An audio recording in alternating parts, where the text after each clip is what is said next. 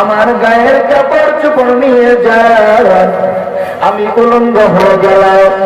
ও পয়গম্বর, আমি উলঙ্গ হয়ে যাওয়ার পর আমি আমার মার কাছে চলে গেলাম।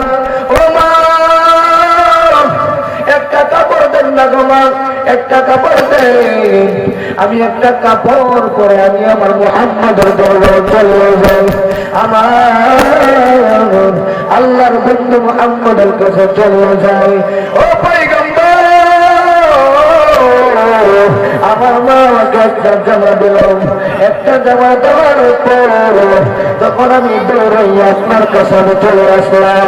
আল্লাহ নবী, বিশ্ব নবী রহমাতুল লিল আলামিন এবার আব্দুল উজ্জাকে, আব্দুল্লাহকে আল্লাহ নবী বিশ্ব নবী রহমাতুল লিল আলামিন তার গায়ের একটা জামা তাকে দিয়া দিল। এবার আব্দুল্লাহকে জিজ্ঞাসা করলেন, ও আব্দুল্লাহ, তোমার মনের খামোশ কি, তোমার মনের চাওয়া কি?